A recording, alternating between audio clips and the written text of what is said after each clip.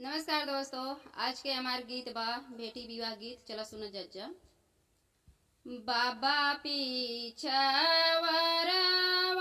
रे घन बसवरिया, तोता मैना लियले बसेर। बाबा पीछावरवा रे घन बसवरिया, तोता मैना लियले बसेर।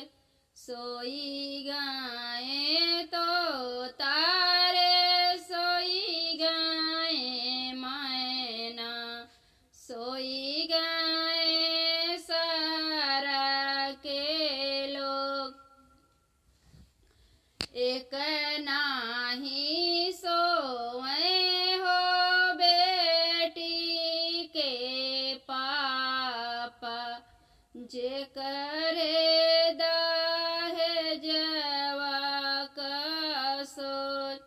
एक नाही सोए हो बेटी का पापा, जे करे दहेजवा का सोच।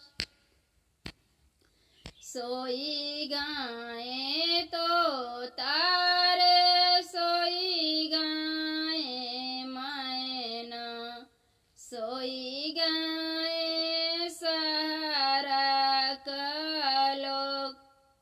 एक नाही सोई हो बेटी का चाचा, जे करे दहेजवा का सोच।